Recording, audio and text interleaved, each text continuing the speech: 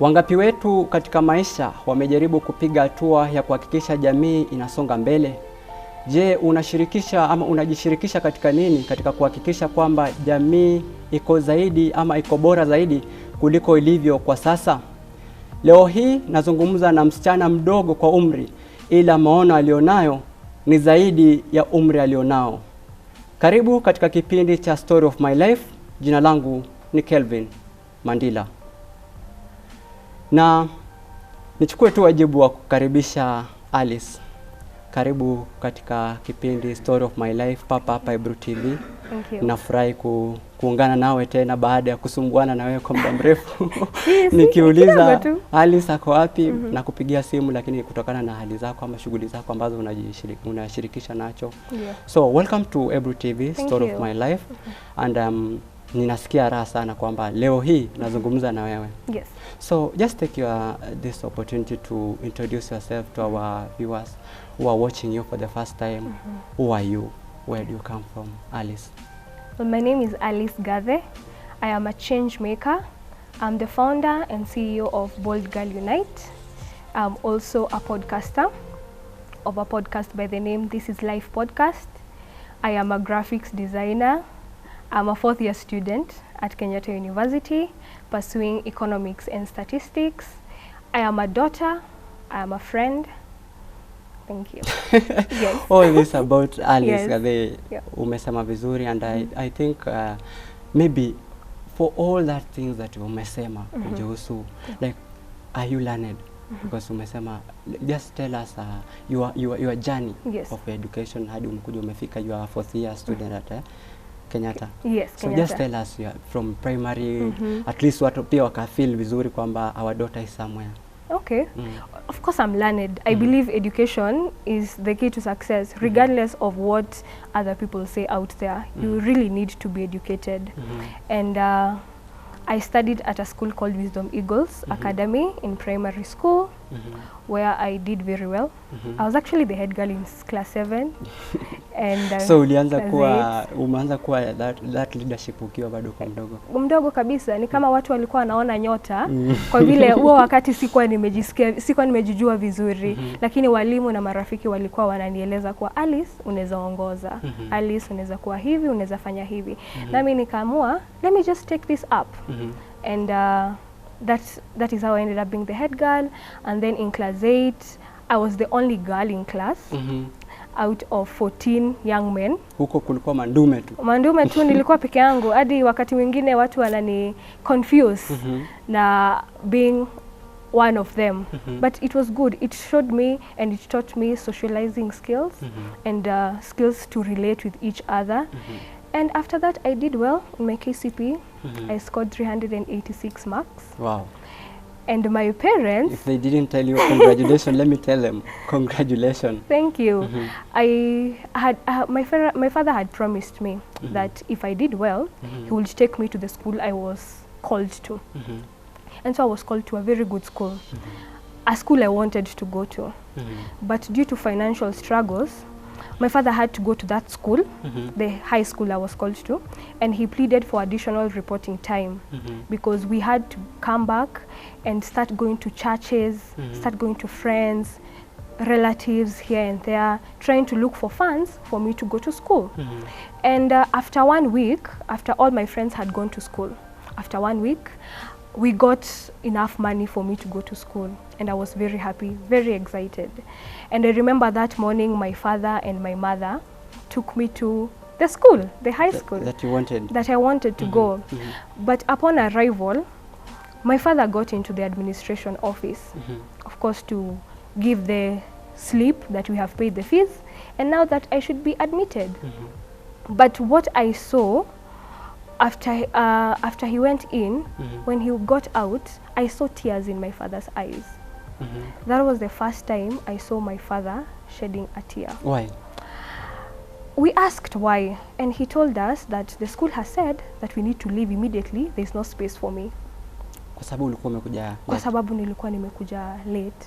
Now mwanzoni ukumbuke, he had come to the school. He had gone to the school prior and he had requested for additional time and they granted him. But now when I'm coming to be admitted, they said that there's no space for me anymore. And we were told to leave the school immediately. We were chased. And we went out and we stood at the gate for a while up to evening, but they did not change their decision. And so I had to go back home. And now this story, this scenario, we told our friends, we told our relatives, and one uncle of mine, it's called Uncle Jeff, I call him that, he decided to post it on Facebook. He posted it on Facebook. Some media houses got interested, and they decided to air it. I remember I was aired on TV. We went back to this. Is which year? This is 2017, after completing now my KCPE, and I'm supposed to join high school. And now I have gone and I've been told to go back home. And then now the media stations have gotten a hold of my story, and now they are interested. And they decided that they should share the story with the world, because I felt like it was an injustice to me, simply because I was punished for being poor. And that story got aired, and I decided there's no way I'm going to be at home for this long, yet I can go to a day school. So at that point, I asked my parents to take me to a local secondary day school, and they did. So hapo ndo mali umesomea high school? Nimesomea mwanzoni tu nikasomea hiyo day school, alafu after 2 weeks my mother tells me to come home with everything from this day school, Kihara Secondary Day School. And I came home with all my books and everything, and I got into the house and I met this stranger seated on our couch. And he told me that he is willing to pay my school fees and sponsor my education in a different school. And this stranger's name is Mr. Nongonyoro HSC, who is now my mentor. And he is the one, through Affecto Foundation, he's the founder and the executive director of Affecto. He's the one who sponsored my education since now Form 1 to Form 4 at Mudhurwa Girls Secondary School. Sasa secondary nilisomea Mudhurwa Girls. I changed schools. So you have talked about Ball Girl Unite. Yes. Hata before tukuje hapa on air ulikuwa umesema kwamba you are the founder, like yes. You are the founder of Ball Girl Unite. Yes. Like what is it? What is Ball Girl Unite? To the person who is watching or who is watching you for the first time, ama anaisikia kwa mara ya kwanza, what is Ball Girl Unite? Well, Ball Girl Unite is a registered youth-led organization that aims to empower young people through platforms of knowledge and champion for climate action. So basically, the fact that I was helped, the fact that I stood on shoulders of great people to date, because people are holding my hand, I have had the feeling that I should do the same for my fellow friends and youths, being able to acknowledge, being able to help them get skills, being able to help them also impact the community. So that's where the idea of Ball Girl Unite came from? Yes, the idea of Ball Girl Unite came from a feeling of gratitude, because I felt like I should also give back. Yes. At a younger age. Like, if you did your KCSE, which year? Umefanya KCSE which year? KCSE 2020, class of 2020. Ndio maana nikasema kwamba a young girl but with a big ambition. Yes. Benye Waingereza wanasema maono makubwa in Kiswahili, big ambitions in English. So that's where you started this Ball Girl Unite. Yeah. Ndio ikaanza up to now venye umesema, si ndio? So let us focus on this Ball Girl Unite. Okay. What are the objective of this Ball Girl Unite venye umeanzisha? Well, as I had mentioned, it's to empower young people through platforms of knowledge, and we do this through 4 programs. The first one is the Power Up webinars. Power Up webinars is where we hold webinars in a monthly basis on life skills, employability skills, financial literacy, such webinars for the youth. We also have the Youth in Action, the Youth in Green Action. That is where now we champion for climate action, environmental conservation. We also have the Period Positivity Program, whereby we plan on curbing the period poverty in schools, because even as I was thinking of coming up with an organization, I was thinking of the young girl out there who has no one to rely on, who has no resources whatsoever, who has nothing. And then now let me ask you a question. Okay. Is Ball Girl Unite only for girls? No, it's not.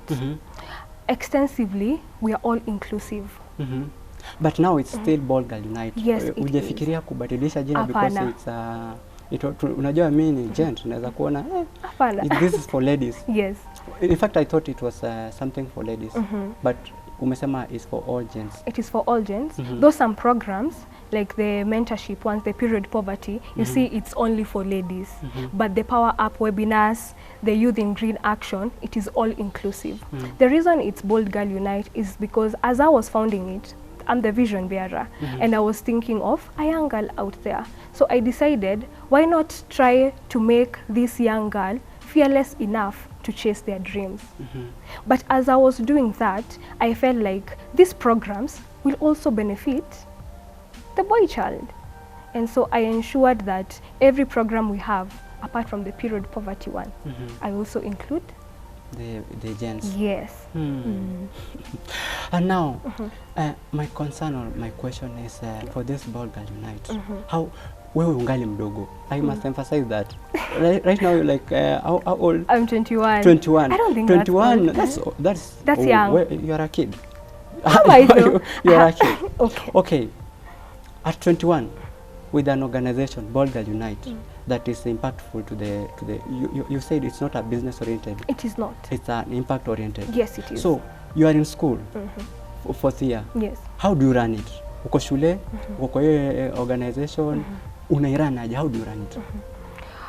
Have you ever heard of this saying that you make time for what is important for you? Or for what you love? For what you love. Yeah. You make time for it.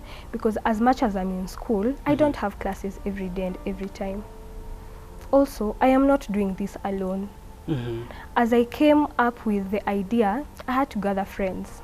I had to tell a friend, would you mind sharing this vision with me? And so I have a team that helps me coordinate the programs. And also, I am not, as I've mentioned, I am not in class every time, so I make time for it. And throughout high school, through the mentorships that the organization that sponsored me, Affecto, I think I have learned how to be disciplined, because as young as I am, I plan my days. I will sit down on a Sunday, I plan this is what I want to achieve in this week. This is who I need to meet. So I have a strict schedule. I will not say I roam around like other youths out there. So it's a challenge. Kuna mse akoko tu, ako JKUAT, ako TUK, na akitoka class yeye ameenda kwa keja kulala, ama ameenda kufanya anything. But for you, like it's a challenge that you are giving them. Uko shule but you can do another things. You're out uko nje ambapo iko impactful to the community. Sindio? So, for this Bold Girl Unite, when you unairan, what are some of the things that you engage in?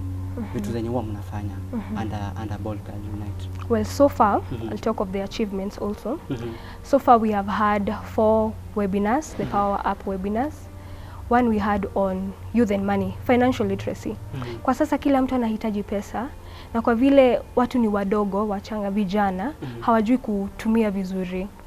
So I decided money is something that is disturbing people, so we need to have such webinars. So the webinars we have focus on life skills, current affairs. So we have had 4. We have had employability skills with Benny Hinwa Lubengo. We have had finding your purpose with Mr. Robert Burale. The financial literacy one was with Mr. Kimani. And then now we had the recent one, a back to school webinar, whereby we are engaging students who are going back to high school on the how to set timetables, how to deal with distractions, how to perform well, such. That is just the webinar. We have also had 2 events on the youth in green action, whereby in the first one we actually adopted a site at Ondiri wetland.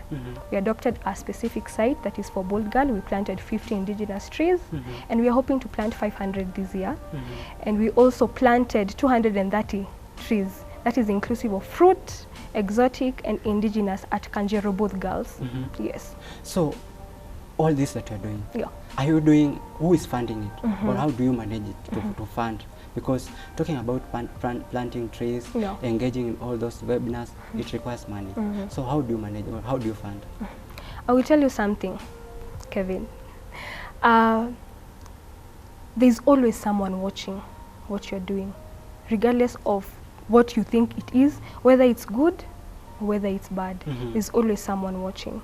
So far, as I had mentioned, I've stood on shoulders of great people. And when I decided to start Bold Girl Unite, I call it BGU. Affector was the first organization to come on board. And it sponsored me. And so far, within all those events, we have had a couple of sponsors for each event. We have had Amcor Properties. We have had Regency Slots Limited. We have had Bama Diaspora. We have had even Equity Bank. And as we were planting the trees at a site I've told you, we also partnered with Friends of Onderi Wetland. Yes. So each time we have something, I have to seek companies and pitch the vision and show them that this is what I want the outcome to be. And they come in. Those who believe come in and they support. Shule, umekimbia huko kwa kuangalia venye organization yako itakuwa, unatafuta venye unaweza kuifund. All this around one person. Around one person in my team. Hey. Yes. Ndio maana nikamleta hapa, at least unasikia vitu. In fact, for the people who are watching from my friends from Technical University of Mombasa, you can unaweza kuchukua something from here. Yes. Sky tu umetoka hapo umeenda kununua viazi ama umerudi kwa nyumba, at least you are doing something. And fund, you know, people fear to start something because of fund. How do you manage to go and convince someone to at least fund the project that you have? You know, first, before somebody funds you, they have to have a proof of concept. They have to see what you have been able to do. And because the webinar don't cost me much, because I don't have any expense on webinars, it's just internet. And also social network, because now for me to invite someone, I have to have known them very well, right? So I decided, let me start with something that does not cost me, so that as I am going to pitch, as I am going for support, to seek for support, I'm able to show you what I have done without support. And then I tell you, this is what I can do with your support. Yes. What? Now, Alice. Yes. For this Bold Girl Unite, what impact has it brought to the community? And you know, this has the impact of Bold Girl Unite. Yes. Well, right now we have a community of 75 people, youths. We have a WhatsApp community of 75 youths. Here, we share opportunities of all kinds, opportunities to impact and to grow. Not only that are related to Bold Girl, opportunities to fly out, anything that can help. So we have that community. That means that we have 75 people, 75 youths who are interested in growth. And the tree planting. We are fighting climate action. You can imagine right now, in total, that's 280 seedlings, and we are planning on 500 this year only. And not only that, we are sensitizing on environmental stewardship, such that hii generation inakuwa ikijua lazima tuzingatie mazingira yetu. Because we have seen what nature does when it's not well taken care of. So that's another thing. And also, the fact that the webinars are training platforms, financial literacy, how to invest, how to save, how to find your purpose, employability skills. The people who joined the recent webinar, our back to school webinar, I'm sure we set the pace for their term 2. And a child out there, maybe even 1 or 2, will go back to school knowing how to set this timetable, knowing how to focus on their studies, and they will bring better grades. Yes. So that is something that you can be say, hey, So, and for you as the founder of the Bold Girl Unite, like, what is something that you are proud of as the founder? I can call you the CEO of the Bold Girl Unite. What is this something that you are proud of as a Bold Girl Unite CEO or founder? I am proud of the fact that I am able to share what I've been able to learn throughout the years. Because I have had opportunities, and I consider myself privileged, but not everyone is privileged out there. The fact that I have been to Zanzibar, the fact that I have been a keynote speaker in global conferences in Dubai, in Thailand, in Turkey, in Rwanda, not everyone gets such opportunities. So whatever I'm learning, knowing that I am also sharing it it makes me proud because it means I am not rising alone. Yes. Wow. And now, do you have like an example of a person or a group of people who have been benefited from the Bold Girl Unite? I would mention of my team because first of all, I've mentioned that we are youths, and as we started, no one is skilled. No one is skilled. I'm personally in school, but then we have capacity building sessions because this team, it has also to be trained, right? And recently in January, after registering the organization, because we registered it in January this year, we went for capacity building at SDG Academy, Arigato. So I am proud that these young people are ready to invest in their future. So my team, I can clearly say that I have seen them grow. Yes. Now, Alice, going forward, for you as the founder of Bold Girl Unite, Yes. what are your aims? What are your goals? Kuendelea huko mbele. Kuendelea huko mbele, we'd like to adopt schools. See the way we are doing mentorships, we'd like to adopt specific girls' schools because that is where the focus is mostly, whereby we will be following up on their performance. We will be coming on a timely basis to do career guidance and mentorship that is adopting schools. We'd also like, eventually, I want Bold Girl Unite to have fellows. I want it to be a mentorship platform whereby people apply. We have an extensive 6 months to 1 year mentorship. And then when one completes, they are awarded certificates and they are called Bold Girl Unite Fellows. Wow. Hiyo ni story ya Alice. Naweza sema ni tamthilia yako. It's your story. Yes. Now, Alice, Yeah. how can people access you? Maybe your social media or for other initiatives that you are doing outside there. How can people access you? Unajua mimi nikutafuta. Kweli? Nilikutafuta sana. So, how can people access you and your services that you are doing? Okay. Well, on all social media platforms, you can find me at Alice Gathe. And Bold Girl Unite also. All social media platforms, it is Bold Girl Unite. And as for the podcasts, it is This Is Life podcast on YouTube and Spotify. Wow.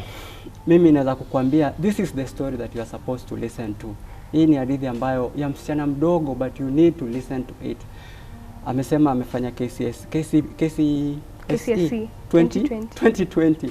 But 2020, right now, she has an organization called Bold Girl Unite that you people need to listen to, especially for a young guy outside there. For you, Alice, what advice can you give to the young generation outside there who are struggling to at least start an initiative to help the community? Whatever idea you have, start it afraid, start it without, like just start. The issue here is start. Sometimes too much planning might delay. So if you think of starting a podcast today, start it with your phone. So just start and use the resources that you have. And above all, if you believe in God, put Him first. Believe in God Yeah. and put Him first. Yeah. And for me, hii ni story ya kwanza ambayo nimeifanya and it's really impactful. Ndio maana hata nikamtafuta nikasema yes, I have to look for this lady at least akaweza kuengage with you because this is a story that you are supposed to watch it. And Alice, Yes. do you have anything or any parting shot that you can tell to our viewers who are watching you for the first time right Yes. now on Ebru TV? Sure. I'd just like to tell you that you are a piece of art. Keep refining yourself. Keep adding value. That is what will set you apart. Wow. Siwezi rudia chenye amesema because for me, mimi ninaachia hapo kwa sababu anasema ukiongeza zaidi inaharibika. For you who have watched this story kuanzia mwanzo hadi mwisho na au kuchoka kuitazama, tunasema ni asante sana kwa kuendelea kuwa mtazamaji wa Ebru TV. Continue watching Ebru TV, continue following the story of my life on all our social medias, on YouTube. Continue to subscribe, continue to watch Story of My Life. My name is Kelvin Mandela.